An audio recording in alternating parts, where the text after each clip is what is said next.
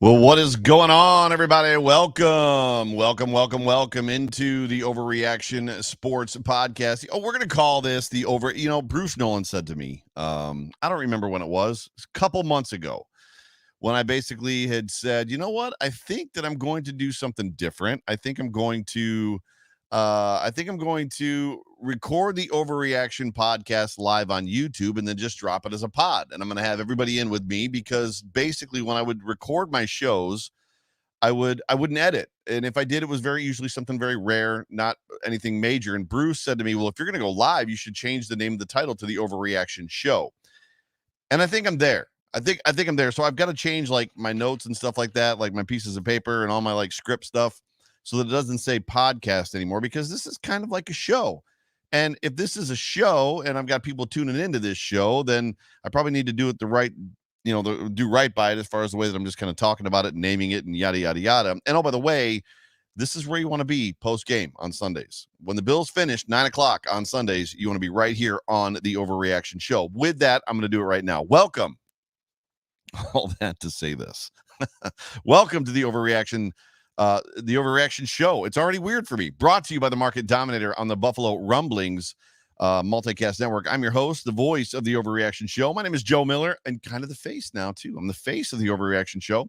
And you can find me on Twitter at Joe Miller Wired. And real quick, who is the Market Dominator? The Market Dominator is my friend, John Spazcheck. John Spazcheck is a real estate broker with Keller Williams. And John helped me get into my home. So John is a life transition specialist, is what he calls it. And John, one of the very rare things in New York State is early occupancy. And John legit got Beth and I, my wife and I, and my family into our home early to get us in time for school to start, which is pretty much where we're bumping up against now. So I would tell you this: if you're looking to buy a house, if you're looking to sell a house, you want to go to the team that's the best. The best team that I know of in Buffalo is John Spazcheck and his team, the Market Dominator team. You can reach John Spazcheck via his cell phone. He does answer his phone when you call. 716-570-3298. That number again, 716-570-3298. You can also reach him on his email, yourelitebroker@gmail.com. He is also Bills Mafia. You can find him on Twitter at yourelitebroker. However, just call him. But regardless of all of that, welcome into the show. The homework, I don't know what the work is done. It's just me and you, those of you watching, those of you listening on Monday and Tuesday. Super good to have you. I'm always thankful. I'm always just proud. It warms my heart to know that people want to listen. I was in the group chat with Jay Spence the King and Bruce again. We have a little group chat that we chat around in, and I was like, it's unfathomable that people literally want to listen to anything that I have to say about anything. But Chris Jenke says that his nickname in college was the Market Dominator. I don't think that's true. If it is true, that's the most amazing thing that I've ever heard in my entire life. But it is unfathomable. So I would say this: whether this podcast, you hear me say it all the time, whether this podcast finds you around a cup of coffee, on the drive to work, at the gym with your AirPods in, like Matt Perino on the New York Up Show, or live with me right now on YouTube, let me just say one more time, welcome. It is super awesome to have you guys in here. Please do me a favor. If you are listening right now, or if you're watching me right now live, like this show. So click the thumbs up button on whatever platform you're watching, Facebook, YouTube, especially YouTube, Twitter as well. And please do me a favor, especially on YouTube. If you have not yet jumped over to YouTube and subscribed to the Buffalo Rumblings YouTube channel, please do. And then also click on the alerts button so you know when we're going live, because we have a ton of really, really awesome content coming to you this fall for the NFL football season. I'll get to that later at the end of the show. We are also now Super Chat Live. Super Chat Live is where we're at. Sorry, I forgot. Didn't realize I left that up there. We are Super Chat Live, which basically means that this is a podcast form of a show. If you want to get my attention, if you're looking to ask me a question, if you have a comment that goes with what I'm saying, do me a favor, send me a Super Chat. I know that sounds weird. I don't necessarily like it. It's just hard for me to do this and pay attention to the comment section at the same time because of just the notes and the way that I outline my notes. So if you want my attention, Super Chat me. I'll see it. I'll get it up there, and we'll discuss whatever it is your comment or question is about. We just got through on Friday the Buffalo Bills' very first preseason game, as you are all aware of. The next one is at the Bears August 21st, which is going to be kind of a weird football game for Mitch Trubisky. My guess is we're going to see a lot of Mitch in that football game as well. It is a rare Saturday 1 p.m. game. And then the Bills actually play the Packers at home at 1 p.m. as well on a Saturday. I've got 2 sets of tickets to still give away. I've got to figure out some sort of a game around that to give those away. I may also have my seats to give away. I've got whatchamacallit. I'm committed that morning. I don't know how long it's going to go.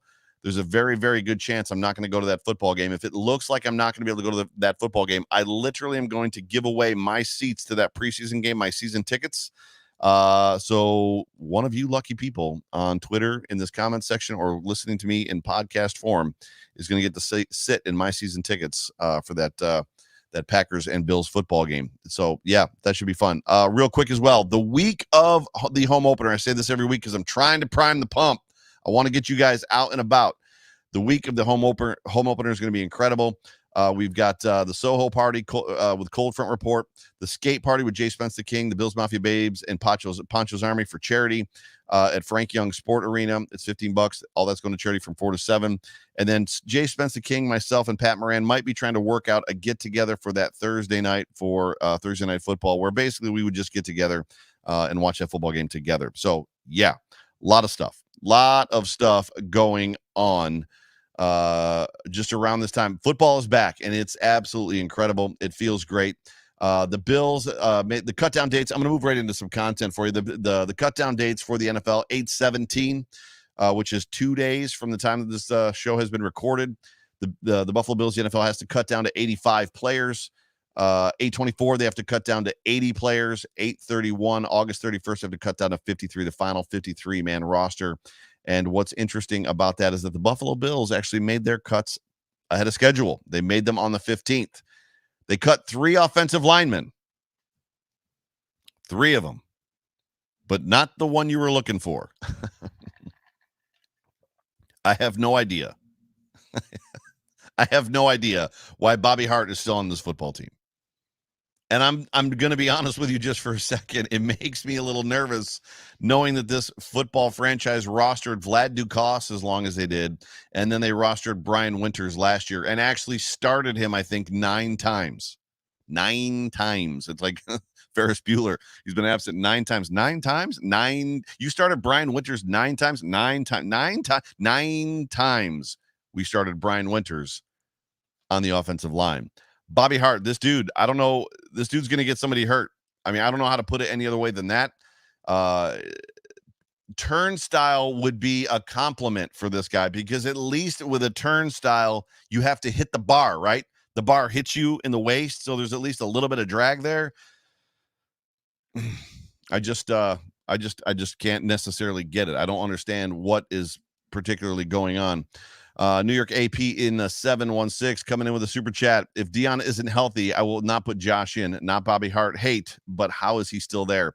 That's what it's going to come down to. I don't know how much we're going to see of Josh Allen at all in this preseason. There's a lot of, thank you for the super chat, NYAP, and also thank you for being a part of the show. Appreciate you, bro. Welcome to everybody that's in the chat right now. Stephen Campione, Allie's in the chat, Daniel Gowers is in the chat, Mr. Diggs, Robbie's in the chat, EB. I think I saw Brian Bowers, a whole bunch of people up in here. I'm gonna miss somebody. I know I saw Richard Rush, but yeah, it's good to have all y'all back up in here with me. So Josh Allen, a lot of the teams are doing this thing now where like they're not going to play their starting quarterbacks or a lot of their starting players. I don't think.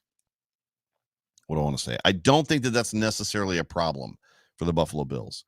I think they could probably get away with not playing Josh Allen in this preseason based off of what I saw at the red and blue scrimmage.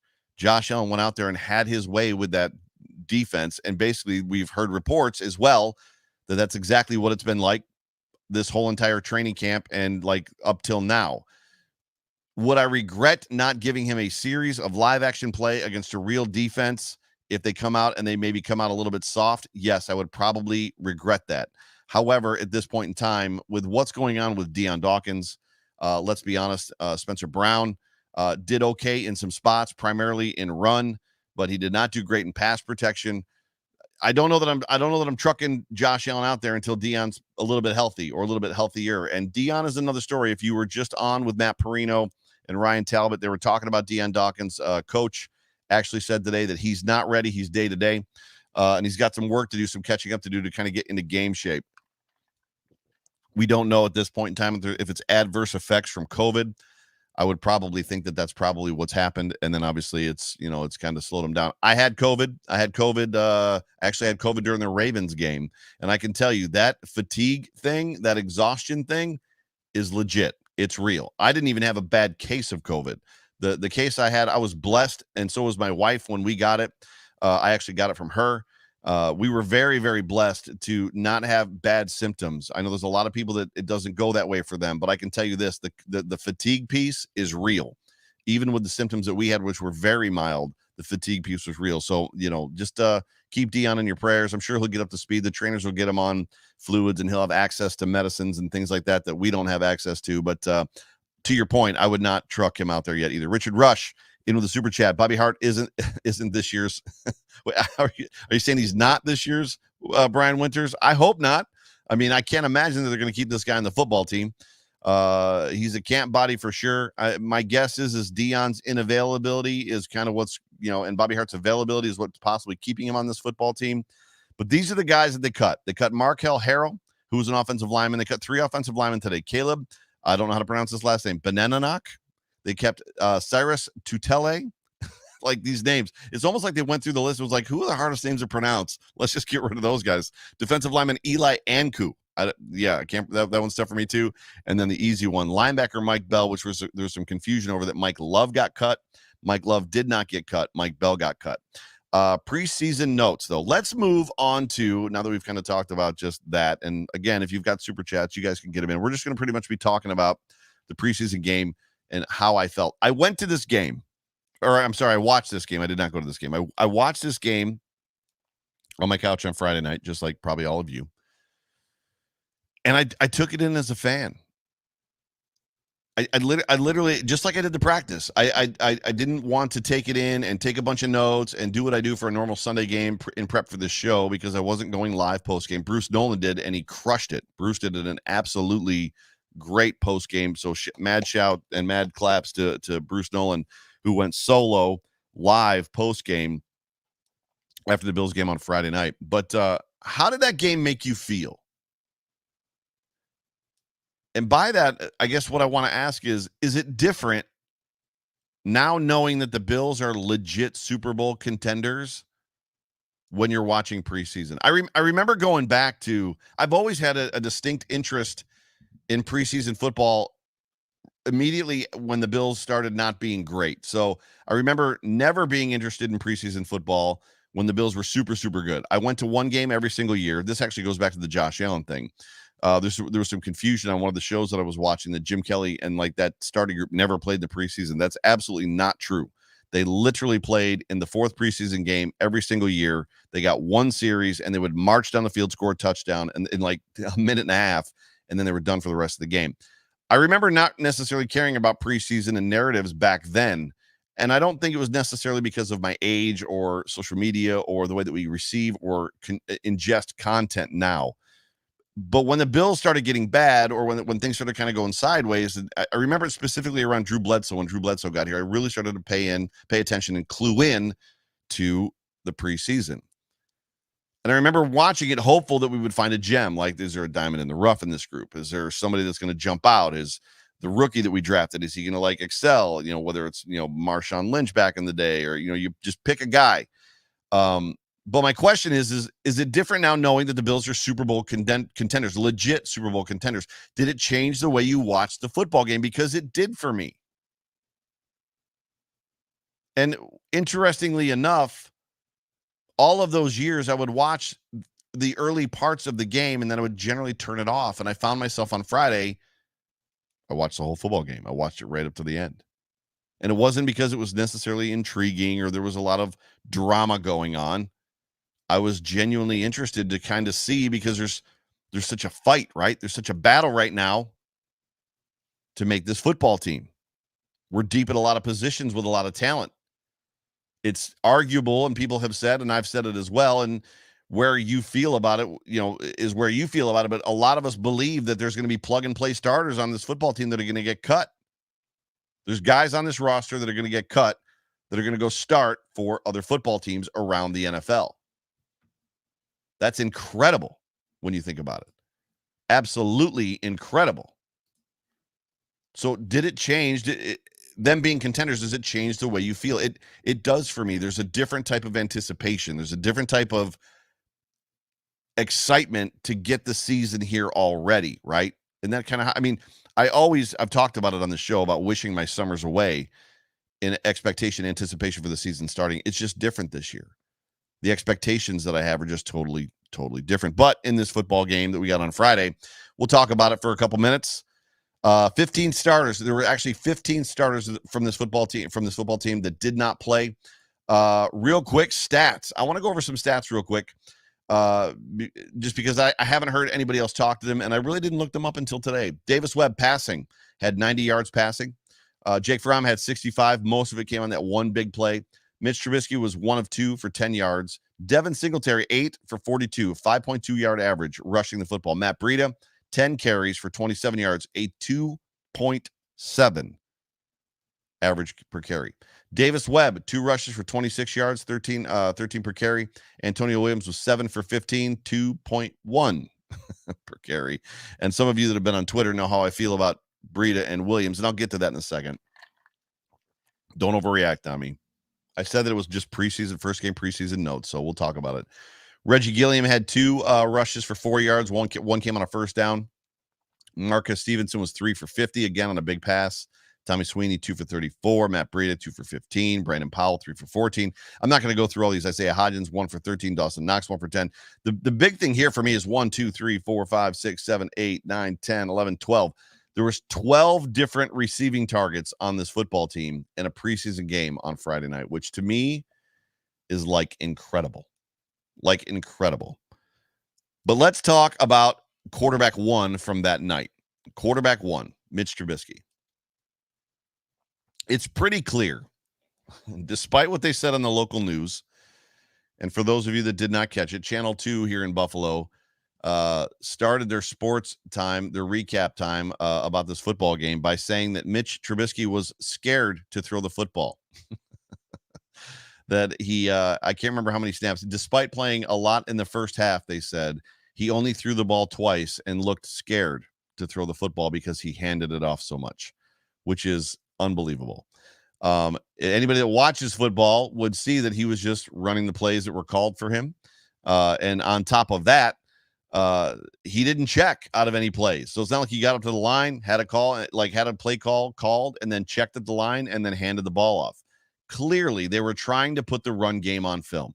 The Buffalo Bills are doing another one of those, in my opinion, deep dives, and they're trying to discover what is going to work for them from a run game standpoint. Now, you can look at Devin Singletary's numbers. You can assess at 5 point, whatever that was, 5.2, 5.4, that, hey, there's some good stuff going on in the run game here.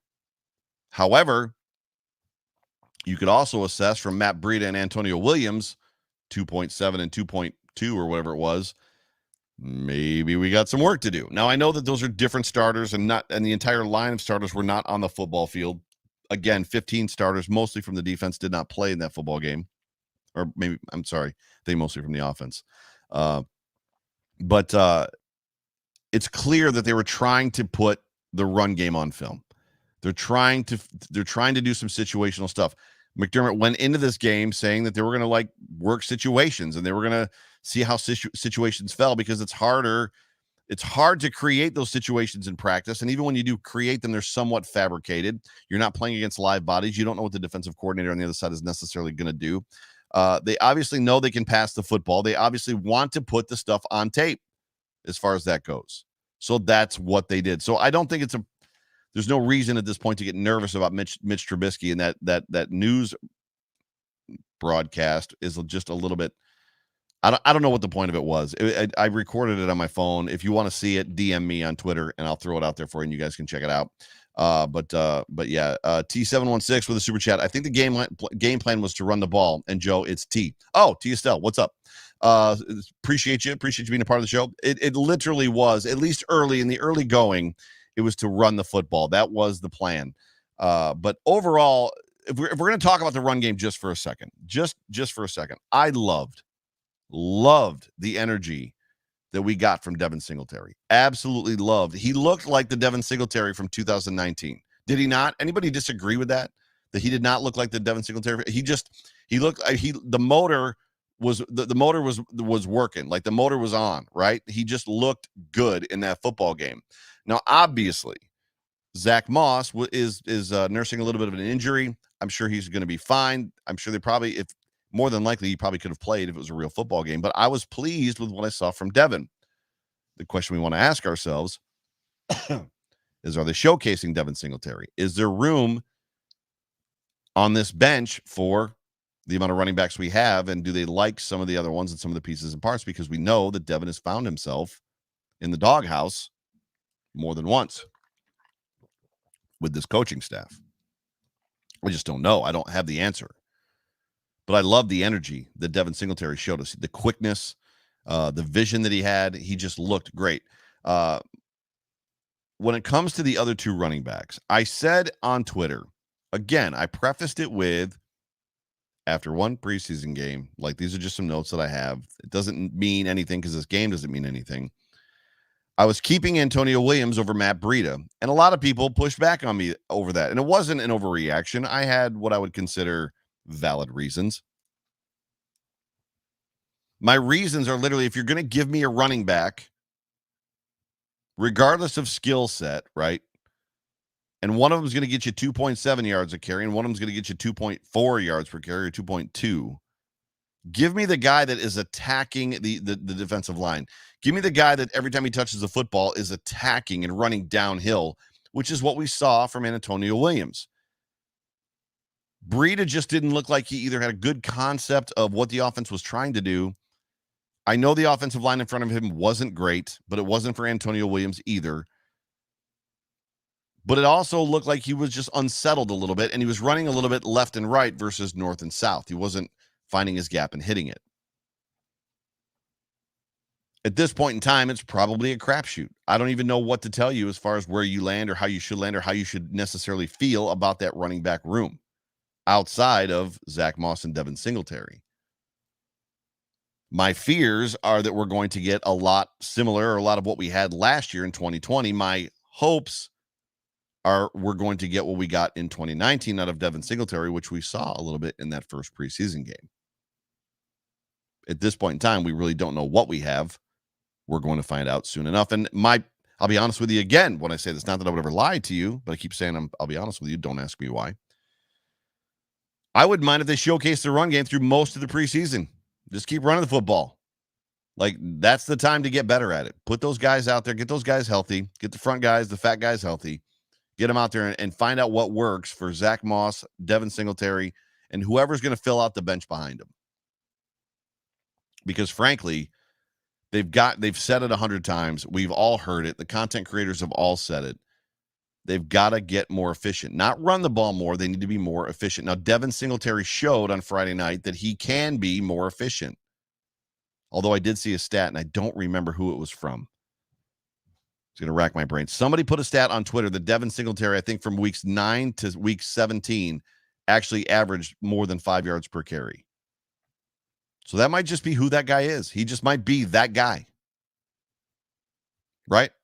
He just might be that guy. But at this point in time, I don't know that we've seen it. Now, things could change. The entire landscape could change. By the Packers game on the 28th, literally Zach Moss could be in the game and losing his mind and just eating yards in chunks. And Singletary could fall off, and Breida could look like the number 2 back and just have a super good grasp on his offense, know where the cutback lanes are, be using his speed to burn people and hurt people. And Antonio Williams could fall off. It could, right now it's a little bit of a shuffle, right? I don't know that we've got a super good handle. It's all guesswork, I guess is what I'm trying to say at this point. It's all guesswork. At the end of the day, they've got to become more efficient. They've got to know what they've got. They've got to figure this out. And the best way to do that is in these football games. So if that means that Mitch Trubisky is scared to throw the football, then so be it. Keep running it. Just keep running the football, and let's find out what we got. But my thoughts on Mitch, I thought he looked fine. The 2 passes he threw were 2 passes he threw. I'll be interested to see him kind of open it up if they give him a chance. I don't know that they're going to. Clearly, the conversation of the day as it pertains to quarterbacks were Davis Webb and a little bit of Jake Fromm. Davis Webb, if I may, wearing that number 7. Does Davis Webb, the man with 2 last names, does Davis Webb look, is it me or does he look like if Josh Allen and JP Lossman had a baby, wouldn't it be Davis Webb? And I mean that like in every form you could imagine. He's wearing number 7. Lossman wore 7. Josh Allen wears 17. He's tall. Josh Allen is tall. He's got kind of a skinny, wiry frame like JP Lossman. He had kind of that skinny face with the like raggedy beard like Lossman and Allen both had. If JP Lossman and Josh Allen had a baby, it would be Davis Webb. And when you watched him play, he had a lot of energy.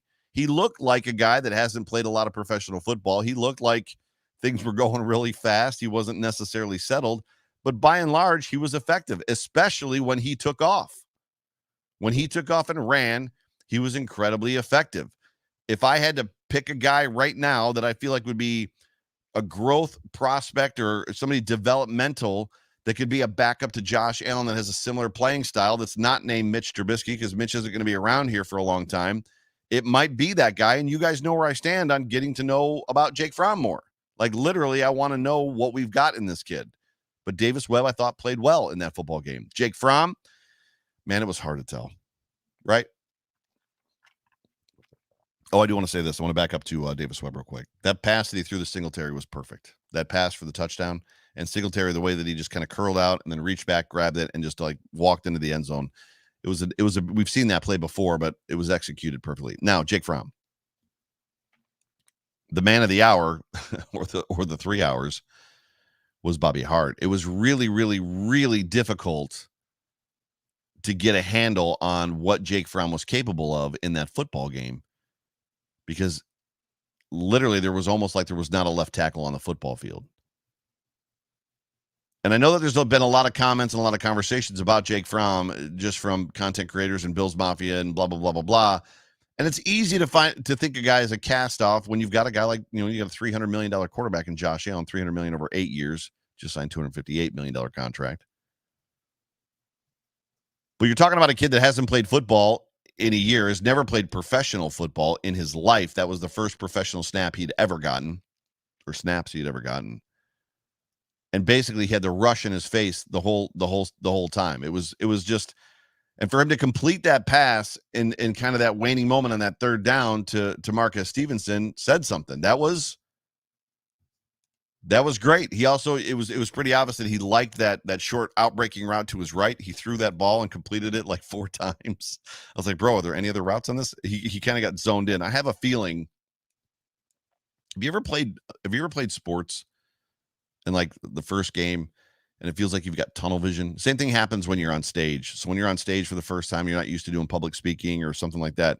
You get like this tunnel vision and like you lose some of your cognitive abilities when it comes to just certain things and your ability to kind of for free thought. It's just nerves, right? That's what it kind of felt like. It seemed like he kind of found what he liked and was sticking with it. But then when he hit that big pass to Marcus Stevenson, that was big for him and for Stevenson.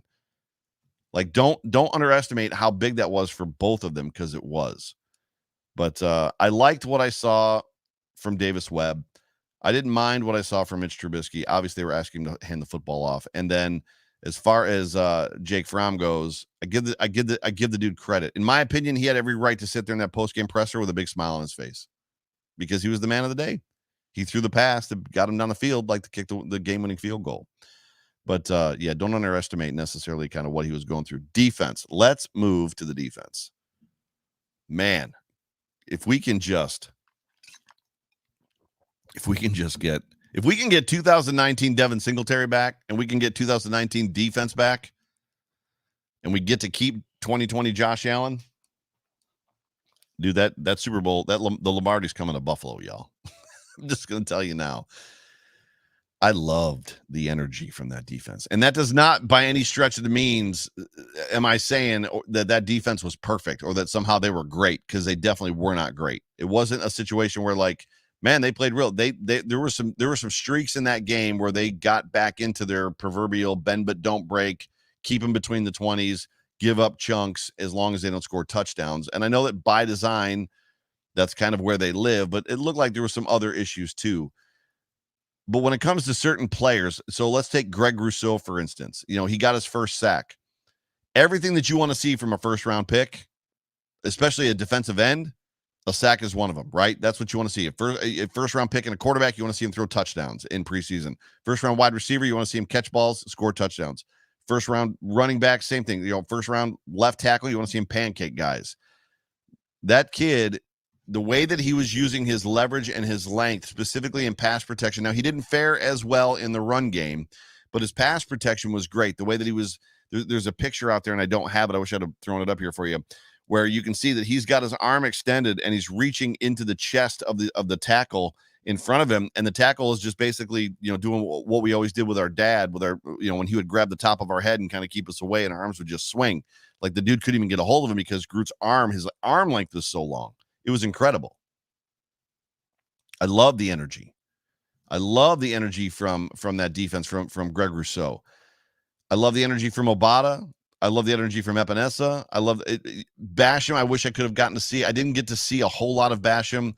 I heard some conversation post game that he didn't really have a great game. I don't know. He was kind of buried in there. It was weird for me to see Basham and Obata in the game still, like late in the fourth quarter. I know that there's some depth challenges, but Darrell Williams looked really good. That defense just looked good. The secondary looked good. I thought Levi Wallace had himself a decent game. I was just very pleased with the energy overall in that football game. And one of the surprises to me, did I miss a super chat? No, it just came up. Sorry about that. Vlad Osher with the super sticker.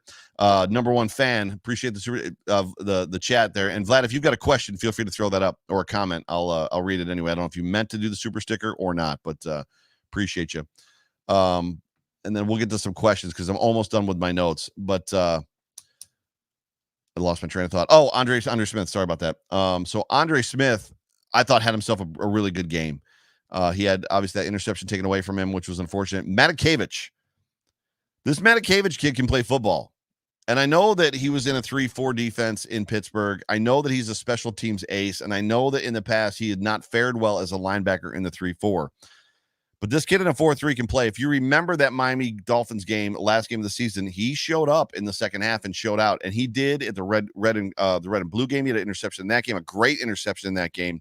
And he played well in this football game too. To me, to be honest with you, I like this kid almost to the point that if something were to happen to Milano or potentially Edmonds, I don't know that I would shudder if they're putting this kid in. I'm not saying that I would, stick Matakevich in there. That's not what I'm saying. Like, make him number 2.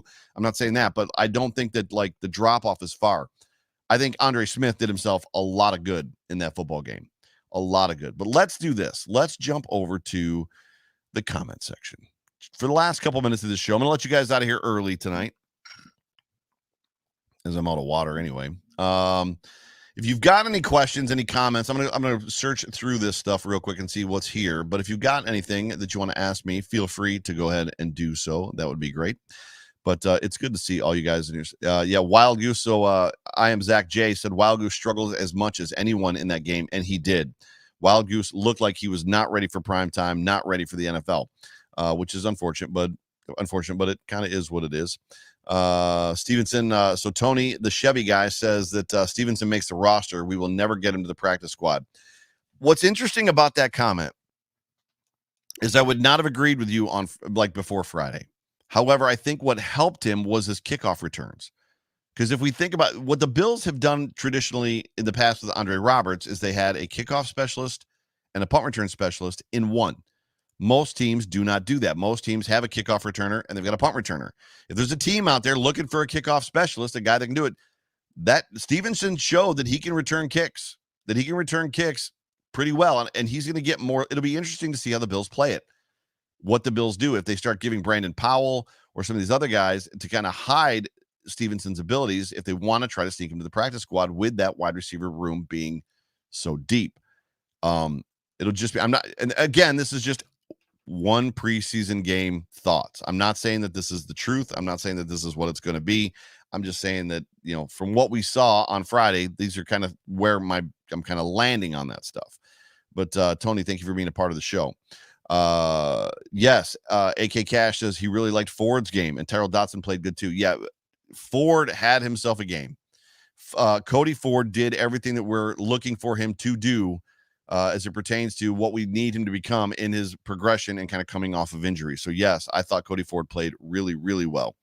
Mr. Diggs, waiver talk. How can he be protected from waivers? Did I misspeak? I meant from if he not protected from waivers, if he gets put in the practice squad. If he gets put in the practice squad, somebody can sign him to their active roster. So I don't know if you're speaking to me there, Mr. Diggs, or not. So if I misspoke, I apologize, everybody.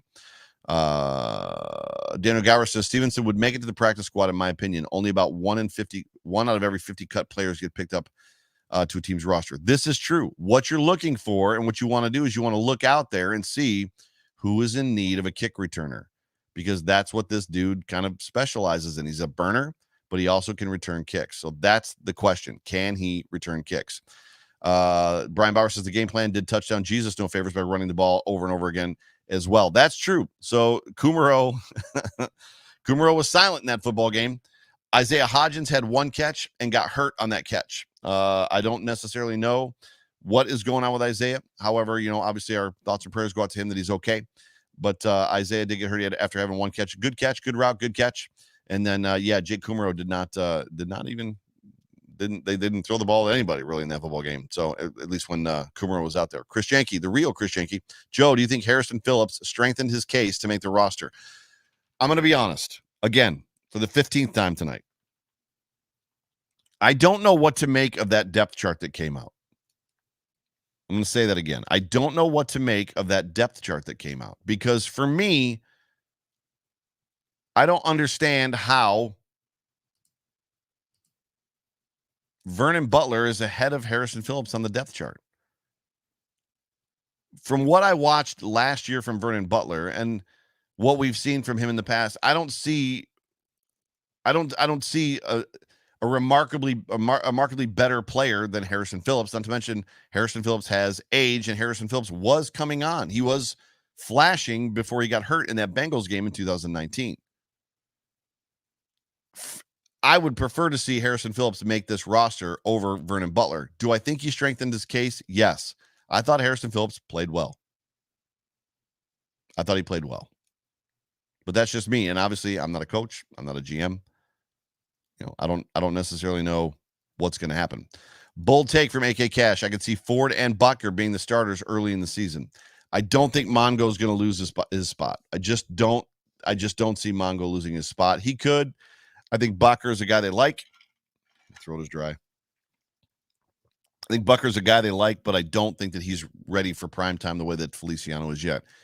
Who knows as the season goes on and whatnot, if it could change, but at this point in time, we just don't know. Jason Taylor says it looks like Ryan Bates may be our backup center, or did he just play because most of the starters didn't? Well, he played because most of the starters didn't. He is the backup center. But the Bills have done a very good job of kind of like crossing over and keeping a lot of guys that can play a lot of positions. So Ryan Bates can play every position on the offensive line, which I'd like to see, by the way, before we just crown him and anoint him that guy. We obviously know Feliciano can play guard, but yeah, or can play center as well. But there's a lot of guys that can kind of move around. But yes, Bates is the backup center at this point in time. Who knows what's going to happen on cutdown day? It depends on how they feel about guys like Spencer Brown and how they feel about guys like Doyle, how they feel about guys like Forrest Lamp, who basically, I don't even know that I heard Forrest Lamp's name called in that football game. But yeah, so I want to do this real quick. I want to give you guys some information. So show schedule. I talked to you earlier in the show about doing me a favor and subscribing to the YouTube channel for the Buffalo Rumblings and clicking the alarm button, the little bell button, so you get alerts that it alerts you. It doesn't like buzz on your phone or anything. You just in your YouTube tells you that something's coming up. But we have an awesome, incredible lineup for you guys coming this season from Buffalo Rumblings. So on Saturday, so we'll start the week at Saturday because that's when all the pregame stuff starts. So my show, and I've got a picture here for it. My show, the Bills Mafia Time to Shine, is going to be live every single Saturday, more than likely around 8 o'clock. It'll either be at 8 o'clock or 10 o'clock. I'll tell you why in a second. What I'm going to do in this show, this is a branch off of my pregame shows last year, where I basically took recorded calls from you guys and read them on my podcast. This time, you guys are going to come on live with me. I'm going to put the link out for this program that we're using to stream live, to invite guests in. I'm going to put it out on Twitter. I'm going to put it out on Facebook. And you guys can stack the green room, and whoever we get to, and you're going to get to be live with me for pregame. You're going to give me your takes. You're going to give me your predictions. You're going to tell me what you think is how the game is going to go, who's going to go off, Josh Allen stat lines, all that good stuff. That's coming up. After that show is the Chop Up with Jay Spence the King, and he's got special guests Sterling Furrow, Kristen Kimmick, and I can't remember who the fourth host is. So that's Saturday. So Saturday, 2 pregame shows stacked back-to-back from Buffalo Rumblings. Sunday, you already know what's up on Sunday. Sunday is my show.